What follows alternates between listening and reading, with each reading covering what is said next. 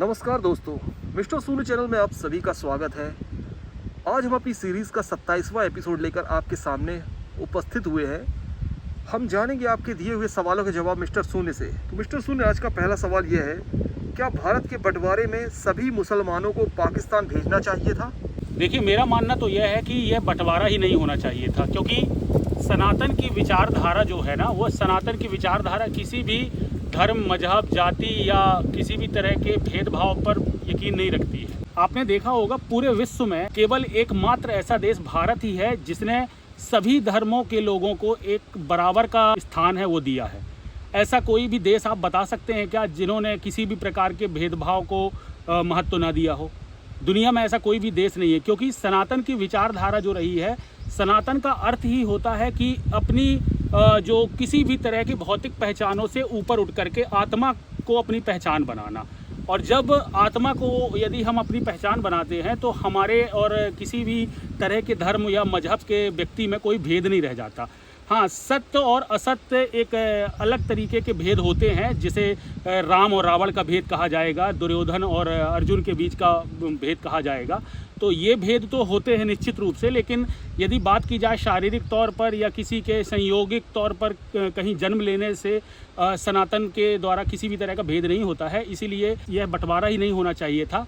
और यदि सनातन में बंटवारे के वक्त यहाँ से मुस्लिम चले गए होते, सभी मुस्लिम चले गए होते, तो हम पूरे विश्व को यह मैसेज कैसे दे पाते कि देखिए, आज भारत से अलग होने वाले पाकिस्तान और बांग्लादेश किस हालत में है, और हमारे देश में रहने वाले मुस्लिम जो हैं वह किस स्थिति में रह रहे हैं। अगर तुलनात्मक अध्ययन किया जाए तो दोनों के स्थितियों में ज़मीन आसमान का अंतर आप पाएंगे।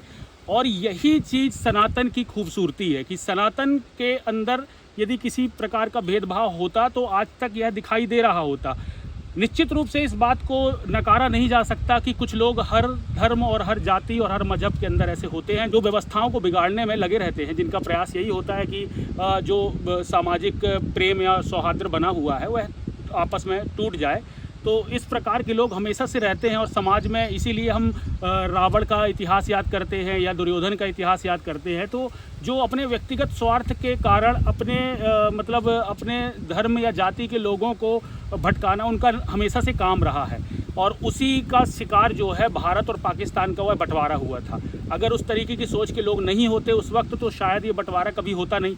आप वेस्टर्न कंट्रीज़ को देखिए, उन्होंने यदि भारत के ऊपर रूल्ड किया तो उनका उद्देश्य क्या रहा? उन्होंने कभी ऐसा भारतीयों को तो महत्व नहीं दिया ना, भारतीयों को एक स्लेव की तरह ट्रीट किया। चाहे मुग़लों ने देखिए तो उन्होंने भी एक स्लेव की तरह ट्रीट किया। इसका मतलब केवल विश्व में एक सनातन ही एक ऐसी विचारधारा है जो अपनी आत्मा में हमको मिलाते हुए सभी तरह के भेदभाव मिटाने के लिए प्रेरित करती है। जिस प्रकार राम ने लंका में विजय प्राप्त करके रावण को हटाने के बाद स्वयं अपने भाइयों को नहीं बैठाया गद्दी पर, ना स्वयं बैठ गए, उन्होंने वहीं रहने वाले विभीषण को, जो कि उसी रावण के भाई थे, जो धर्म के साथ चलने वाले थे, जो अच्छे शासन को चला सकते थे, उसी व्यक्ति को, एक योग्य व्यक्ति को वहाँ का शासन सौंपा। तो ये एक अच्छी नीति को दर्शाता है। इससे साबित होता है कि यदि भारत किसी भी देश की रक्षा कर रहा होगा तो भारत का कभी भी उद्देश्य ये नहीं हो सकता कि हम किसी भी देश पर कब्जा कर लें या उन पर आधिपत्य करके हम उन पर शासन करें।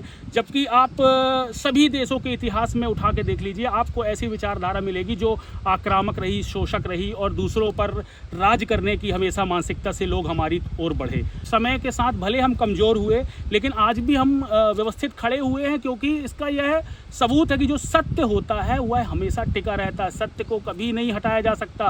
क्योंकि आप सोचिए, जो विचारधाराएं आज चल रही हैं दुनिया में, उन्होंने केवल अपने अपने आप को कम्युनिटी वाइज बना लिया है और अपने आप को अलग दिखाने का प्रयास किया। जबकि जो आध्यात्म की नज़र से देखा जाए तो यदि आप ये मानते हैं कि आपके ऊपर वाले ने पूरी सृष्टि को बनाया है, तो इसका मतलब उसने सारे मनुष्यों को भी तो बनाया होगा। जब कण कण में उसका वास है, लोग मानते हैं कण कण में भगवान है, इसका मतलब हर व्यक्ति के अंदर भगवान होंगे। तो फिर यदि आप कम्युनिटी वाइज यदि उनसे भेद कर लेंगे तो आप अपनी सनातन की थ्योरी के विपरीत हो जाएंगे। सामाजिक तौर पर हम मनुष्यों के बीच में भेद कर रहे हैं। हमें तो अपनी एक ऐसी व्यवस्था बनानी होगी कि हम सनातन को पूरे विश्व तक पहुंचा सकें। हम एक व्यक्ति के जीवन का वास्तविक महत्व बता सकें कि यदि हम अपनी आत्मा में जुड़ करके रहेंगे तो किसी भी प्रकार का भेद नहीं बचेगा। और जब किसी भी प्रकार का भेद नहीं बचेगा तो समाज में एक दूसरे के लिए लोग सहायता के भाव से आगे बढ़ेंगे और फिर ये छीना झपटी वाली भावना नहीं रहेगी लोगों के अंदर। आज ये जो आक्रामकता लोगों के बीच में एक दूसरे के लिए नफरत क्यों बढ़ रही है? नफरत बढ़ने का कारण ये है कि लोग अपने किसी विशेष वर्ग को महत्व देते हुए दूसरे के वर्ग को अपमानित करने का प्रयास करते हैं। ये कैसे हो रहा है? क्योंकि आप अपने आप को विशेष दिखाना चाहते हैं, जबकि भगवान की नज़रों में या ऊपर वाले की नज़रों में सब एक बराबर है। वहाँ किसी भी प्रकार का भेद नहीं है, और भेद है भी तो यदि मनुष्यों की दृष्टिकोण से देखा जाए तो केवल उसी व्यक्ति में भेद किया जा सकता है जो व्यक्ति समाज में व्यवस्थाओं को अव्यवस्थित करने का प्रयत्न कर रहा हो। जो व्यक्ति समाज की बनी बनाई व्यवस्था को तहस नहस करने में लगा हो, उसी व्यक्ति को राक्षस का दर्जा दिया जाएगा। अब वह किसी भी समाज में हो, किसी भी धर्म में हो, किसी भी जाति में हो, ऐसे व्यक्ति से यदि आप सब लोग मिलकर के उसे समाज में राक्षस का दर्जा दें तो आप ही की सोसाइटी एक अच्छे रूप में विकसित होगी। यदि पाकिस्तान के बंटवारे में सभी मुस्लिमों को पाकिस्तान भेज दिया गया होता तो आज हम पूरी दुनिया के सामने ये मिसाल कैसे प्रस्तुत कर पाते कि जो भारत के वासी हैं, जो यहाँ के सनातन विचारधारा है, वही सबको साथ में रह करके और उनका विकास करके जीना सिखाती है। तो यह आज दुनिया में हमने साबित कर दिया। इसीलिए सनातन को मानने वाले हैं, उस विचारधारा को मानने वाले लोगों को यह बात समझनी चाहिए कि आपको किसी एक वर्ग विशेष से नहीं जुड़ना है। आपको सभी वर्गों से ऊपर उठ करके सबको एक नज़रों से देखना है, तभी आप एक सनातन की विचारधारा को समझ सकेंगे। और कहीं ऐसा ना हो कि जिस प्रकार वेस्टर्न कंट्रीज़ ने हमारे कई हज़ारों वर्षों के आयुर्वेदास को आज अपने साइंस में कन्वर्ट करके और मेडिकल फैसिलिटीज़ प्रोवाइड कर करके वह आगे ये दिखा दिया उन्होंने कि जो सारी चिकित्साओं की खोज है वह विज्ञान के द्वारा की गई, जबकि बहुत सारा जो आयुर्वेदिक ज्ञान था वह तो शास्त्रों में उपलब्ध था, लेकिन कहीं ना कहीं हम विज्ञान में उस चीज़ को प्रमाणित नहीं कर पाए। इसी कारण से हम पीछे रह गए। और इसी प्रकार हमारा जो ज्यामिति शास्त्र है, सारी चीज़ों को हम पीछे रहते गए। और आज वही गलती हम सनातन के लिए भी कर रहे हैं कि सनातन को भी हम नहीं समझ पा रहे हैं। कहीं ऐसा ना हो कि वेस्टर्न कंट्रीज़ सनातन को समझ जाएं और सनातन की विचारधारा को वह पेटेंट करवा लें और ये कह दें कि एक अच्छी सोसाइटी किस तरीके से चल सकती है, सभी जाति, सभी धर्म, सभी लोगों को रखते हुए। और बाद में दुनिया की नज़रों में तो यही जाएगा कि सबको एक साथ रखने का जो फॉर्मूला है वो तो वेस्टर्न कंट्रीज़ ने दिया है। इसीलिए हमें ये समझना होगा कि सनातन के पास जो सबको साथ लेकर के चलने का जो विज्ञान है वो हमने राम से सीखा है, वो हमने कृष्ण से सीखा है। अरे कृष्ण ने तो कभी हमको भेदभाव नहीं सिखाया। अगर सिखाया होता तो अर्जुन को उसके भाई के खिलाफ क्यों उकसाते? हम कभी अपने भाई का या पिता का इस तरीके से पक्ष नहीं लेते कि केवल हमारा संबंध है और हम इस कारण से उसका पक्ष लेंगे। हम केवल सत्य के लिए सबके साथ खड़े होते हैं, और सत्य के लिए चाहे वो किसी भी जाति का, किसी भी धर्म का या किसी भी मजहब का व्यक्ति हो, वह हमारे लिए हमारा अपना होता है। यदि वो सत्य के साथ खड़ा है तो हमें इसी विचारधारा के साथ आगे बढ़ना होगा। तब हम समझ पाएंगे कि किसी भी सांप्रदायिक बंटवारे से सनातन को ही क्षति पहुंचेगी, क्योंकि सनातन ही दुनिया में एकमात्र देश है जो आज पूरे विश्व को एक करके सभी संप्रदायों को एक साथ रहने की शिक्षा दे सकता है। इसीलिए सनातन के लोगों को ऐसी विचारधारा के तहत आगे बढ़ना चाहिए ताकि भारत विश्व गुरु बनकर के सबको साथ रहने की शिक्षा दे सके। मिस्टर शून्य, आज का हमारा दूसरा सवाल ये है, व्यापार में घाटा लग रहा है, क्या करूं? आकर्षण के कारण यदि आपने व्यापार का चुनाव किया है तो निश्चित रूप से उस व्यापार का जो घाटा होगा या क्षति होगी वह आपको दुखदायक तो होगी आपके लिए। क्योंकि जब आप किसी भी कार्य का चुनाव अर्थ को देख करके करते हो, अर्थात पैसे को देख करके करते हो, तो जब तक पैसे आपको मिलेंगे, यदि आपका लाभ होगा तब तक आपका उत्साह बना रहेगा। लेकिन यदि आपको उसमें घाटा होगा या उसमें पैसे कम आएंगे तो आपको फिर उस व्यापार से मतलब निराशा होने लगेगी। इसीलिए कहा जाता है कि किसी भी कार्य का चुनाव करते वक्त आपको उसके आधार की पूरी जानकारी होना आवश्यक है। पहले तो आप ये सोचिए कि आप व्यापार का चुनाव करना क्यों चाहते हैं। क्या आप अपनी ज़िंदगी के आपके कोई ऐसे कर्जे हैं आपके पीछे कि जिसके भुगतान के लिए आपको व्यापार करना है, या आपके जीवन में आप अपने जीवन को अच्छा करना चाहते हैं, अपनी फैमिली के साथ अच्छी ज़िंदगी जीना चाहते हैं, या इसके लिए आप व्यापार करना चाहते हैं, या आपका कोई और उद्देश्य है। जब तक यह उद्देश्य आपके डिफाइन नहीं करेंगे आप, तब तक आप किसी भी व्यापार को चुनेंगे तो आपका मोटिवेशन जो होगा केवल पैसों पर आधारित होगा। और यदि धन पर आधारित आपका उत्साह होगा तो वह धन के साथ बढ़ेगा और धन के साथ ही टूट जाएगा। तो फिर आपके व्यापार में आपको लंबे समय तक आप जुड़ करके नहीं रह सकते, क्योंकि कोई भी व्यापार लंबे समय तक, स्वाभाविक बात है, लाभ नहीं दे सकता। आज आप दुनिया का इतिहास उठाकर देख लिए, कोई भी इंसान हमेशा उसके दिन अच्छे नहीं चलते, कभी कभी उसको नुकसान भी होता है। तो आपका जीवन तो पॉजिटिव और नेगेटिव दोनों के साथ आगे बढ़ेगा। लेकिन होता क्या है कि जब आप पैसे को महत्व देते हैं तो नेगेटिविटी आप पर ज़्यादा हावी होती है, फिर पॉजिटिविटी आपको चाहिए होता है, क्योंकि आपका उद्देश्य तो पैसा है ना। तो पैसा का मतलब जब तक प्लस है तब तक वो पैसा है, माइनस में जाएगा तो फिर घाटा कहलाएगा। और जब कोई चीज़ आपको माइनस में जा रही है तो एक तो आपकी स्थिति नकारात्मक है, दूसरा आप जिस चीज़ से जुड़े हो, जिस चीज़ के लिए आप वह व्यापार कर रहे हो वह भी कम हो रहा है। तो आपको दो तरीके से यहाँ क्षति होती है। इसी कारण से उसका दोहरा इम्पैक्ट आपके ऊपर होता है और वही आपको सबसे ज़्यादा चोट देता है। लेकिन यदि आप किसी ऐसे व्यक्ति का मतलब जीवन देखें जो सत्य के लिए जीवन आधारित होता है, जो किसी मिशन के लिए अपना जीवन समर्पित कर रहा होता है, तो उसके जीवन में लाखों संघर्ष आए। कई बार तो उसको हो सकता है उसको जेल भी जाना पड़े या पब्लिक से उसको कई बार जलील भी होना पड़े, लेकिन उन्होंने क्रांति करते वक्त अपने आपको उन्होंने मतलब वो टूटने नहीं दिया। अब ये क्यों कर पाए? क्योंकि उनका स्वार्थ पैसे कमाना नहीं था, उनका उद्देश्य केवल धन अर्जित करना नहीं था। तो जब आपके जीवन का उद्देश्य कुछ बड़ा होता है, और बड़ा का मतलब केवल आपके स्वार्थ से जुड़ा नहीं, जब उसमें परमार्थ का भाव होता है, परमार्थ अर्थात लोगों के लिए हित करने की भावना का समावेश होता है, तब जाकर के आपका वह व्यापार निरंतर तरक्की के मार्ग पर चढ़ता है। तो आप अपने व्यापार का चुनाव करते वक्त अपना स्वार्थ न देखें, पहले ये देखें कि आप जो व्यापार कर रहे हैं उससे किस सोसाइटी को लाभ होने वाला है। अगर आप सामने वाले के दृष्टिकोण से किसी भी चीज़ का चुनाव करते हैं, सामने वाले का हित देखते हुए चुनाव करते हैं, तो ही आप अपने आप का हित सोच सकते हैं। क्योंकि मनुष्य के लिए सबसे बड़ी दुविधा तो यही है ना कि भगवान ने सभी जीवों को अपने स्वार्थ से जीने का अधिकार दे दिया था। वह है अपने लिए खाएंगे पिएंगे और अपने संतान उत्पत्ति करके जीवन व्यतीत करते रहेंगे और उनको आनंद मिलता रहेगा वन में।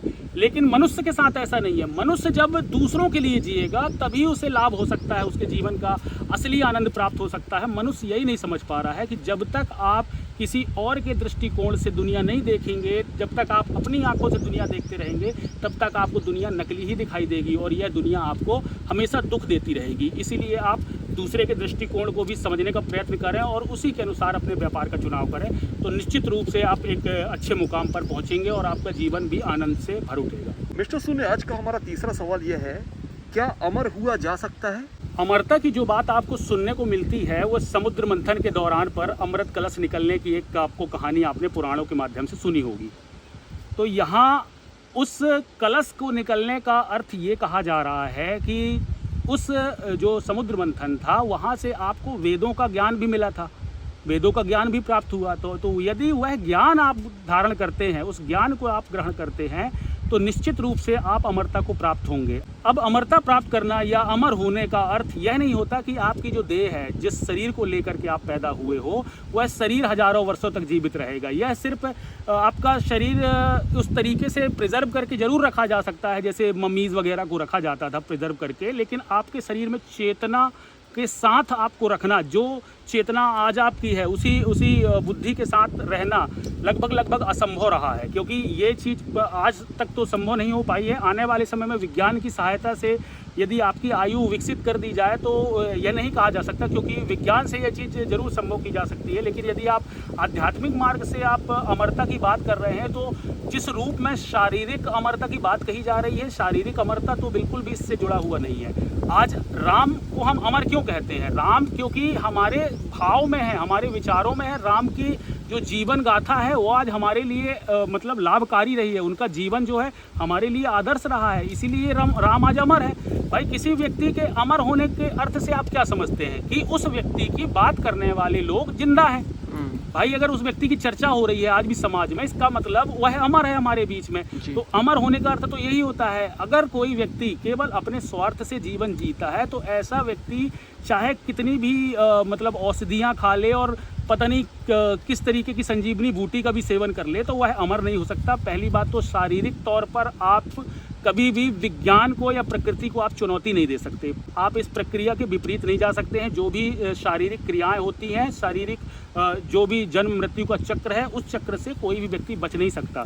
लेकिन यदि आप अमरता की बात कर रहे हैं तो यहाँ अमरता का उद्देश्य ज्ञान के अमृत से लिया गया है। ज्ञान का अमृत अर्थात जब समुद्र का मंथन हुआ था तो वहाँ सांसारिक लोग भी आए थे जो मतलब मदिरा को और भोग विलास को, इन सब चीज़ों को महत्व देते थे। और ऐसे लोग भी आए थे मतलब जिन्हें राक्षस कहा गया, और ऐसे लोग भी वहाँ आए थे जो बड़े बड़े संत थे, ज्ञानी थे, और जब जिन्हें देवता का रूप कहा गया। और जब लोगों की आपस में वाद विवाद हुई, जब चर्चाएं हुई लोगों की, और चर्चाओं के कारण जब ये सब बाहर बात निकली, ज्ञान निकला, वेद निकला और ये सब चीज़ें आए, तब आज समाज में वह वेद लोगों को लाभ पहुंचा रहा है, मतलब उसके ज्ञान से लोगों के जीवन में प्रकाश आ रहा है। तो यह चीज़ देखने को यह मिलती है कि आज जिस व्यक्ति ने वेद की शिक्षा ली है, या जो व्यक्ति मुक्ति के मार्ग में, जैसे बुद्ध ने मुक्ति का मार्ग अपनाया था, इस प्रकार जिसने भी मुक्ति का मार्ग अपनाया, जिसने भी त्याग का मार्ग चुना है, वह व्यक्ति अमर हो गया है।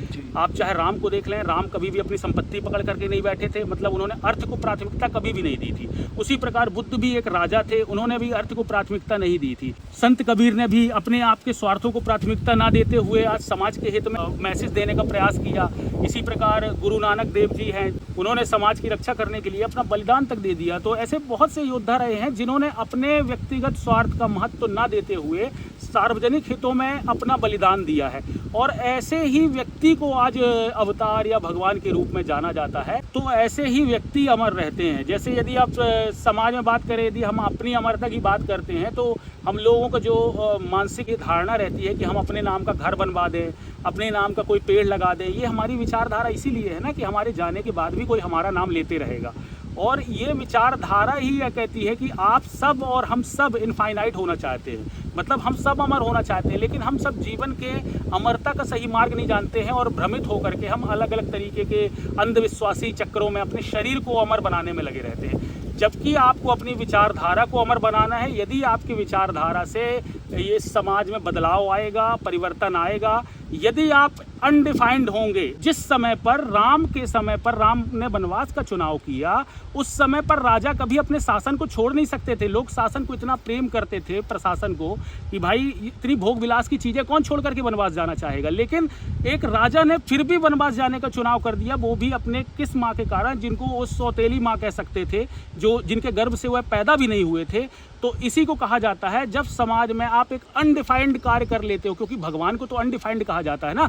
जो चीज़ डिफाइंड है, जो चीज़ एक सिस्टम के अकॉर्डिंग चली आ रही है, वो भगवान तो हो ही नहीं सकता।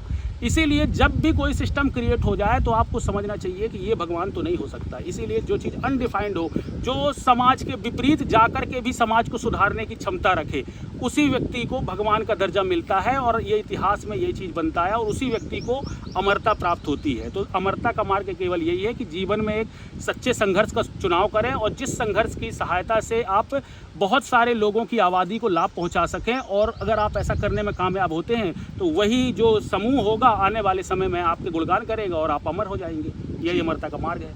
मिस्टर सूर्य, आज का चौथा सवाल यह है, बुद्ध को क्यों कहना पड़ा कि भगवान नहीं है? जब बुद्ध को दिखा कि जीवन में इतना दुख है लोगों के, फिर भी लोग मतलब अपने आप को देखना नहीं चाह रहे, लोग समझना नहीं चाह रहे कि इस दुख का कारण क्या है। लोगों को इतनी बड़ी बात का उत्तर पता नहीं है कि हम दुखी हैं तो दुख का कारण क्या है।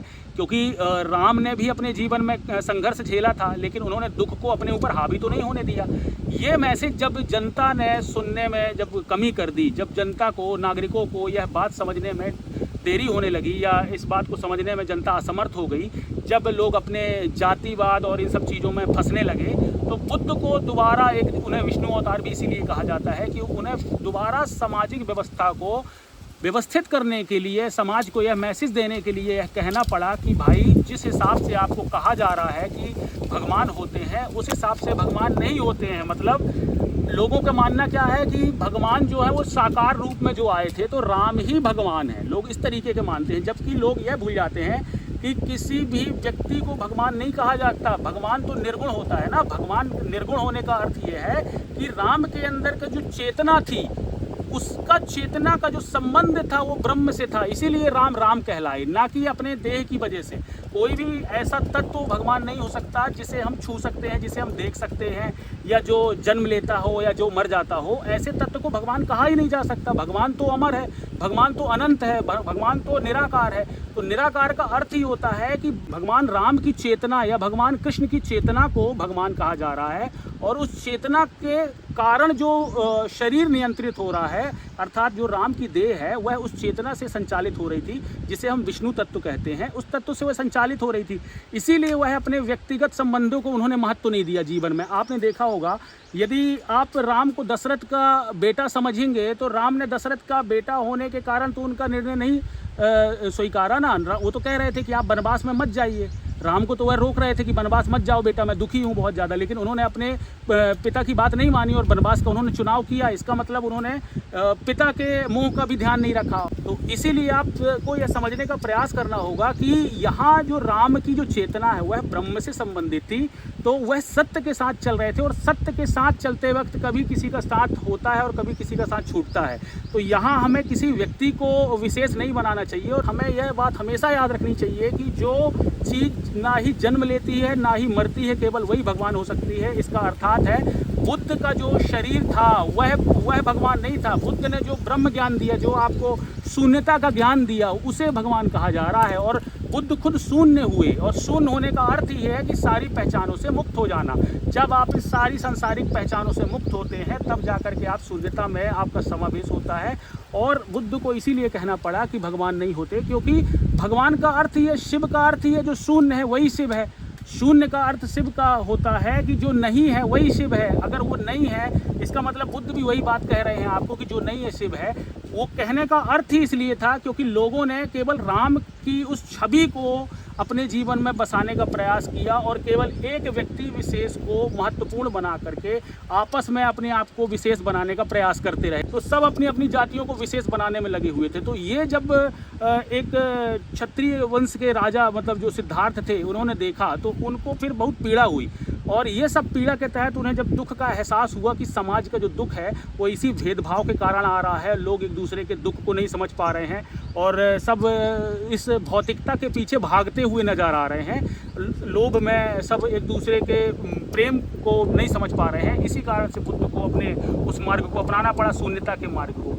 और उन्हें इसीलिए यह बात कहनी पड़ी कि भगवान नहीं होते, क्योंकि जिस हिसाब से भगवानों की कल्पना लोग अपने एक कम्युनिटी के आधार पर करना चाह रहे थे, केवल किसी खास वर्ग विशेष को भगवान का दर्जा देने चाह रहे थे। कहने का अर्थ है कि वह भगवान की कल्पना अपने अनुसार करना चाह रहे थे कि इस तरीके से भगवान होता है, इसके अलावा कोई भगवान नहीं होता।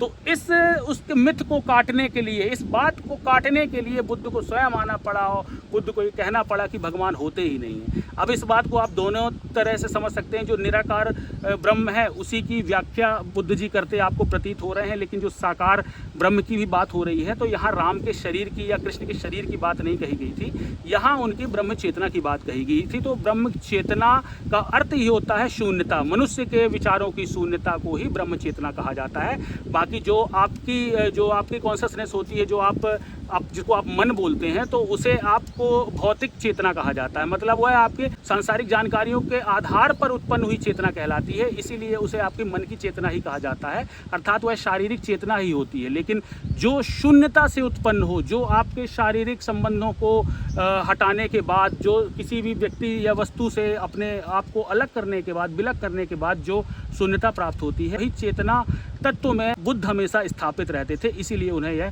कहना पड़ा कि भगवान नहीं होते। आप अपने आप में भगवान ढूंढ लीजिए, आप अपनी चेतना में स्थित हो जाइए। उसी को उन्होंने भगवान कहने का प्रयास किया। जिस दिन आप दुनिया के भगवानों की तरफ आप आंख बंद करके अपने ब्रह्म आत्मा में समा जाएंगे तो आपको दुनिया के फिर मंदिर में भी भगवान दिखाई देने लगेगा और फिर आपको गुरुद्वारे में भी भगवान दिखाई देने लगेगा। फिर आपको किसी भी व्यक्ति में कोई भेद नज़र नहीं आएगा, फिर आपको कण कण में भगवान नज़र आएंगे। फिर आप ये नहीं कहेंगे कि इसमें भगवान है या उसमें भगवान नहीं है, फिर आपको एक दृष्टिकोण आपका हो जाएगा। उसे ही बुद्ध बताना चाह रहे हैं कि यहाँ आप शारीरिक तौर पर भेदभाव मत करें, आप अपनी आत्मा में स्थिर हो जाएं, और यदि आप आत्मा में स्थिर हो जाएंगे तो आप खुद ही स्वयं भगवान बन जाएंगे। तो बुद्ध यही बताना चाहते थे कि बाहर भगवान को मत ढूंढो, भगवान आप ही हैं, आप स्वयं भगवान हैं। जब आप अपनी आत्मा में स्थिर हो जाएंगे, जब आप दुनिया को एक नज़रों से देखना सीख जाएंगे तो अपने आप भगवान की उस दृष्टि को प्राप्त कर लेंगे जो भगवान ने आप सबको दी हुई है। मिस्टर सुन, आज का हमारा आखिरी सवाल यह है, क्या एक देश में एक ही भाषा होनी चाहिए? भाषा जो होती है दो लोगों के बीच में संवाद करने का एक माध्यम होता है।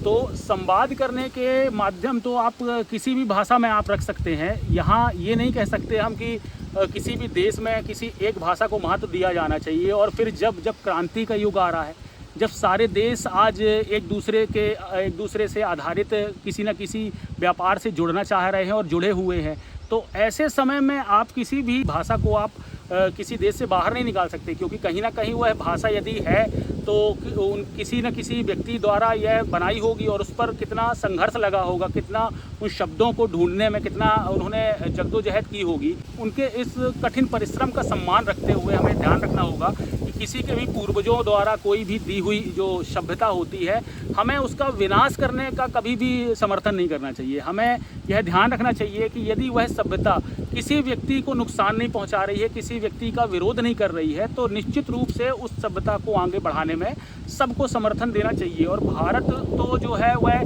कई विभिन्न भाषाओं का देश रहा है, तो मतलब जाति संप्रदाय या भाषा के लोगों को एक नज़र से देखने का भाव रखता है। तो आप भारत में किसी भी प्रकार की इस तरीके की बात का समर्थन नहीं किया जाना चाहिए कि केवल एक ही भाषा यहाँ मुख्य रूप से बनाई जाए।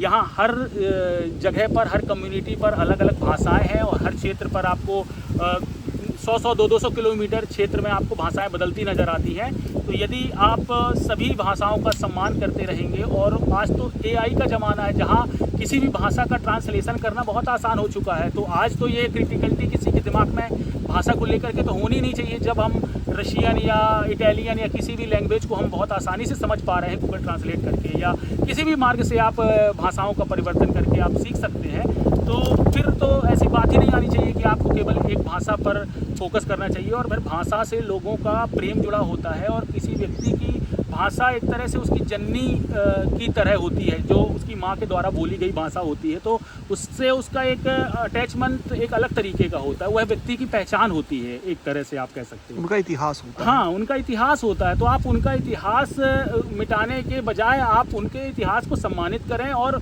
उसको एक तरह से अपॉर्चुनिटी बनाएं। आप उस भाषा को इतना बड़ा करें कि कम से कम उस भाषा का एक मीडिया चैनल बन जाए, उस भाषा का कोई ट्रांसलेटर बन जाए, ताकि उस भाषा की कोई टीचर बन जाए। तो उससे क्या होगा, और ही रोज़गार पैदा होंगे, और उस कम्युनिटी के लोगों को जो उस लैंग्वेज को जानते होंगे उनके लिए रोज़गार ही बढ़ेंगे। तो आपको जितनी ज़्यादा विविधताएं भारत में हो रही हैं या भविष्य में होती रहेंगी, सभी तरह की विविधताओं को एक रंग में लाना ही यह भारत के सनातन की जिम्मेदारी है, क्योंकि सनातन सभ्यता दुनिया में एकमात्र एक ऐसा मार्ग है जो भौतिकता में सारी अनेकताओं को एक देखने की नज़र रखता है। तो आप ये कह सकते हैं कि हम दुनिया को भले अलग मानते हैं, लेकिन हमारी थ्योरी यह भी कहती है कि कण कण में भगवान है। तो हमारे लिए कोई भी जो भाषा है वह किसी भी तरह का भेदात्मक भावना हमारे लिए उत्पन्न नहीं हो सकती किसी भाषा के खिलाफ। तो हमें यह मानना होगा कि यहाँ सभी भाषाओं का सम्मान दिया जाना चाहिए। मनुष्य कितनी भी प्रकार की भाषाएं बोल सकता है, कितने भी प्रकार के कपड़े पहन सकता है, अलग अलग तरीके के उसके भोजन हो सकते हैं। आप यदि इन छोटी छोटी चीज़ों को लेकर के एकता बनाने का प्रयत्न करेंगे तो आप कभी कामयाब नहीं हो सकते। आप कभी भी किसी भौतिक विषय वस्तु को एक केंद्र बना करके उसको माध्यम बना करके आप उनके सहारे सबको एक नहीं कर सकते। ना ही आप सबको कह सकते कि आपको भारत देश बोलना होगा, क्योंकि कोई हिंदुस्तान कहेगा, कोई भारत कहेगा, आप इसी छोटी सी बात पर विवाद होगा। भाई आपको ये समझना होगा कि मनुष्य को भौतिकता में बांध कर नहीं रखा जा सकता। कोई भी व्यक्ति भौतिकता में भेद ढूंढ ही लेता है। तो आपको जब भी कोई भी चीज़ को आप भौतिक तौर पर आप एक करने का प्रयास करेंगे तो निश्चित रूप से हमेशा विवाद की परिस्थिति बनती रहेगी। और ये हमेशा से आप इतिहास से झगड़े होते चले आ रहे हैं, देखते कि सब भौतिकता में अपने आप को विक्षिप्त समझ रहे हैं, अलग अलग समझ रहे हैं, और इसीलिए लोग लड़ते आ रहे हैं। इसीलिए सनातन को अपना वास्तविक ज्ञान समझना होगा। सनातन को पूरे भारत के साथ साथ पूरे विश्व को अपनी आत्मा में जाने का ज्ञान देना होगा, क्योंकि आत्मा में कोई भेद नहीं हो सकता, ना ही आत्मा में किसी भी प्रकार की भौतिकता होती है। जो चीज़ निराकार है, यदि आपका संबंध उससे स्थापित हो जाता है तो फिर मनुष्य में भेद नहीं रह जाता, ना ही उनकी फिर भाषाओं में कोई आपको कमी नज़र आएगी और ना ही उनके खान पान में आपको कोई भेद नज़र आएगा। इसी प्रकार समाज में एक अच्छे माहौल का निर्माण किया जा सकता है। दोस्तों, मैं आशा करता हूँ आप मिस्टर शून्य के दिए गए जवाबों से सहमत होंगे, और आपके जो भी सवाल हैं कमेंट के माध्यम से आप हमसे पूछ सकते हैं। और आज का एपिसोड हम यहीं समाप्त करते हैं। धन्यवाद।